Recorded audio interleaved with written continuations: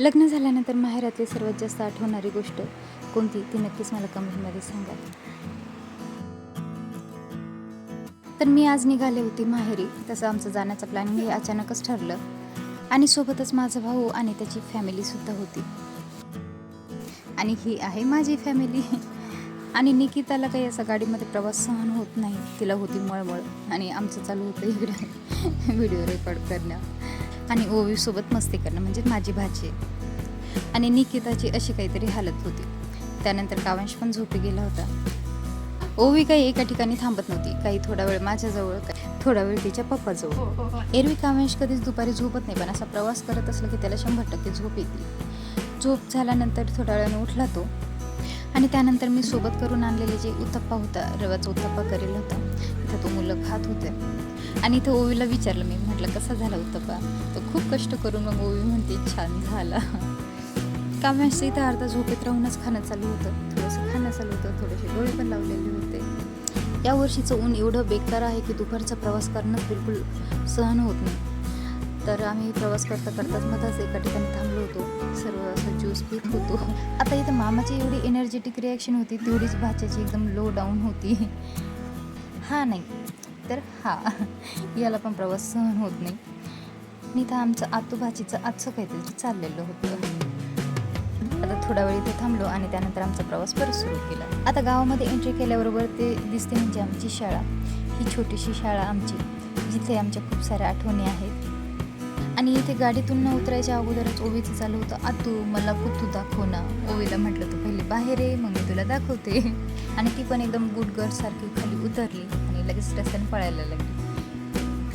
आता वाड्यामध्ये एंट्री करतानाच अगोदर आईचं घर लागतं. हे समोर जे दिसतंय ते आहे आईचं घर, नवीन बांधलेलं. पण आई इथे राहत नाही. आई राहते माळवताच्या घरामध्येच, जे पहिलं जुनं होतं. आणि समोरच आम्हाला दिसल्या माझ्या काकू, ज्या काड्या घेऊन चालल्या होत्या चूल पेटवण्यासाठी. आम्ही सर्व आलो सोबतच आतमध्ये. आणि नेमकी वाड्यामध्ये एंट्री केली आणि समोर आम्हाला दिसलं मुंगूस मामा. मुंगूस मामाचं तोंड बघणं खूप चांगलं असतं असं म्हणतात. आम्हाला इथं म्हणायची गरजच नाही पडली, मुंगूस मामा तोंड दाखव. मुंगूस मामा स्वतःच तोंड दाखवून गेले. आणि इथं आईच्या त्यांच्या बाहेरच पोळ्या करून चालू होत्या. आणि नात बघा, आईच्या मांडीवर येऊन पण बसलेली होती समोर. आणि त्यानंतर इकडे चालू होत्या आजी नातींच्या गप्पा. आज्या विचारतात तू कुठे आली, तो म्हणजे मी भूर आले. आणि त्यानंतर आम्ही सर्व फ्रेश झालो आणि नंतर घेतला चहा. तसा तर चहा हा चांगला पण नसतो शरीरासाठी आणि घ्यायला पण नाही पाहिजे जास्त. पण माझ्यासाठी रामबाण उपाय हाच असतो की फ्रेश व्हायचं म्हणजे चहा घेणे. आता आम्ही येईपर्यंत आईनं त्यांनीच बाकीचा स्वयंपाक तर करूनच ठेवलेला होता, पण भजे त्या बाकी होते आणि रस बाकी होता. आता इथं थोड्याशा गप्पा वगैरे झाल्यानंतर आईने त्याने राहिलेला जो स्वयंपाक होता तो पूर्ण करून घेतला. हे आंबे आईच्या त्यांच्या शेतातलेच आहेत आणि हे आंबे जवळपास माझ्या आजोबांचे सुद्धा आजोबांनी लावलेले जे झाडं असेल त्या झाडांचे आहेत. आता तरी भरपूर फळ कमी झालं, नाही तर पहिले एवढे आंबे राहायचे की आईची जी माडी आहे ती पूर्ण भरलेली राहायची.